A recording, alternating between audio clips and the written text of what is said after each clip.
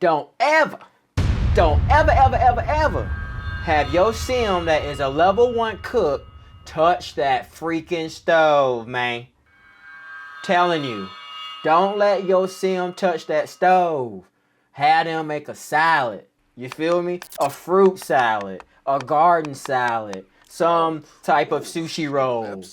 Don't have them up there making some eggs and toast and go ahead and burn. Go and burn that house down. Go and burn your kitchen down now. 13 gameplay secrets for beginners. Now that was tip 1.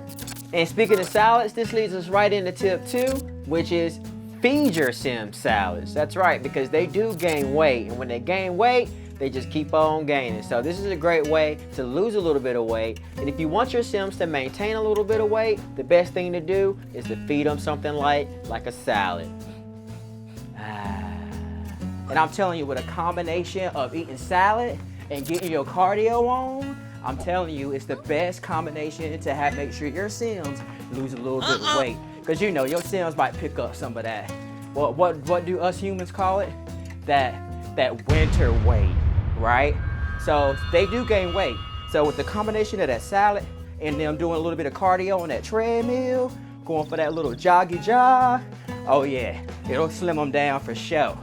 So definitely make sure you incorporate some cardio in your gameplay. Let's talk about game options. There's one thing that I want you to know about game option, and that is autonomy. Now, if you have it on, that means your sims are gonna do whatever it is that they want on their own free will, which can be good sometimes. But if you wanna use autonomy off, then just know, beginner, that means you have to control that sim 100%. That means they'll just stand there. I mean stand there, just like this. Just stand there, look at them, just standing there. And keep in mind, if you accidentally leave your game unpaused, trust me, they're gonna stand like that until they're unalive. You don't want that, you don't want that. And then tip 5, let's talk about lifespan. That's also in game options. So you wanna go into game options and then you have 3 selections, short, normal, long. A lot of people don't know this, so I thought I'll share it. Short lifespan, I mean, as soon as you age up, you aging up again in like a week. So be careful with that short span. I mean, it goes by fast. But normal for me is good when I just want to do basic, normal gameplay. You do a week per season, or you can do long, which is obviously a little bit longer. Takes you about 2 full cycles to age until your sim age up. I'm telling you, man, keep these secrets on the hush hush. All right, keep these secrets on the hush hush. Because these tips right here, I'm telling you. So the OG simmers ain't gonna be pleased that I'm sharing you these little secrets, all right? So don't tell them you heard it from me, you know what I'm saying? All right, anyway, so next tip, the recycle bin. It's called the Nano Can Touchless Trash Can. Get you one of them joints, man. 1,200 simoleons. Go and get you one of those, because every time you drop some trash or a little dish in that little thing right there, or even some hair piles from the pets, you get about 10 simoleons. I think 10 simoleons. I only see 10 simoleons when you drop a dish in there. But hey, those little simoleons, they add on up. So like I said, get that Nano touchless trash can, and I'm telling you, you'll make a little bit of money. And speaking of dragging stuff into the trash can, here's my next tip. Did you know you can even drag stuff? That's right. You can drag your dirty dishes into the sink. You can drag those dirty dishes into that trash can. And on top of that, there's other ways you can do it too. You can drag stuff to counters. You can even drag dirty piles of clothes. Throw them joints right there in the hamper, you know what I mean? Just take care of your sim from time to time. Now, some people might think this is cheating, but I don't think it's cheating. You see, just clean up sometimes for your sim, you know? I mean, our sims are lazy. Let's take care of them when we can. They'll appreciate it. How did I forget this? And most importantly, the best drag feature is the fact that you can drag plates over to those toddlers right before the child protective services come knocking at that door. In fact, they don't even knock at the door. Your sims will just completely disappear. We don't want that. So you can drag a little food items over there to your little toddler and they'll be happier than ever. So remember that. You heard it right here from the Nardvillain. And then tip number 8, the gallery. I'm telling you, not only can you save your own sims and save your own builds to the gallery, game players weren't designed to be builders or create a sim per people, you know what I'm saying? So let's go ahead and head into cast because I want to show you how to get to the gallery from there. Dang it, I totally forgot. You guys are total beginners, total newbies, noob heads when it comes to The Sims 4. So CAS is just short for Create a Sim. That's pretty much what it is. So when you hear people with that lingo saying CAS or whatever it is, that's only short for Create a Sim, all right? And while we're in CAS, you can also randomize Sims by just clicking on that little randomize button right here at the bottom. And if you're on PC and Mac, you might be able to randomize from the gallery. So that's pretty cool. So this little icon right here will get you right to the gallery. So just click on that, takes you to the gallery, and then that way you can filter by household, and then you can just pick the household you want, then you can add it right there into Create a Sim, aka CAS.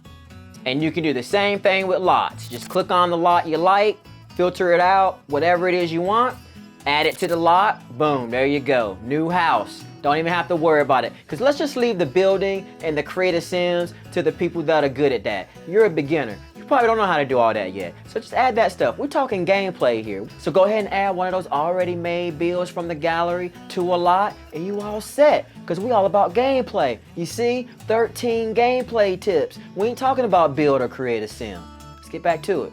And up next is Auto Solve. Now this is one of my favorites because you can just click on one of these little icon buttons right here next to the needs, and then the sim will just go on and do whatever need they need to do. Like if you click on hunger right here, technically they'll go get some food, or if you wanted to like click on the sleep, they'll go do something sleep-wise, or if they have their bladders low, click on that little bladder icon and they'll go use the restroom. So I love this little auto solver thing here too. Not a lot of people know that. Not even the OG simmers know that one.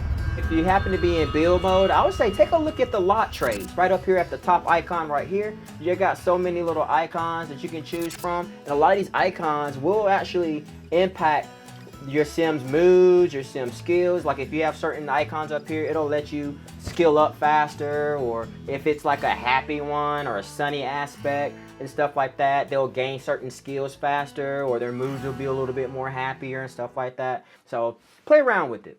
And then tip 12 is aspirations and reward store traits.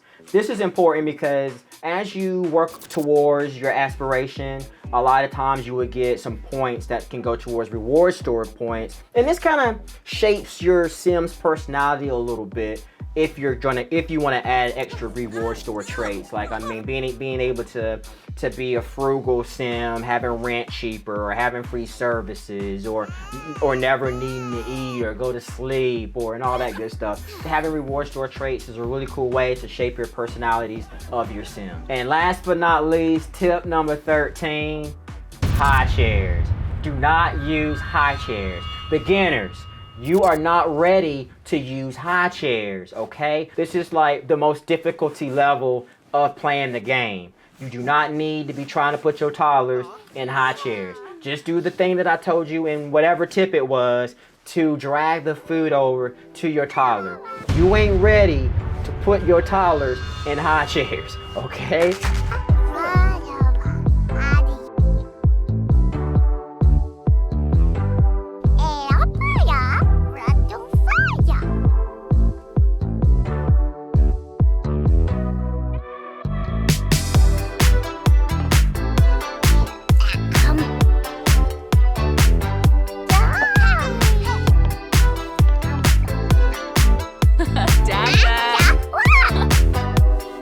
Hear me out. Don't do it. Just listen to me. That's tip 13. Do not put your toddlers in the high chairs as beginners because you ain't ready. All right? And that, my friends, are 13 gameplay secrets for beginners. All right? Keep that plumb box green because you know it ain't that hard. Till next time, I'll see you when I see you. Dag Dag.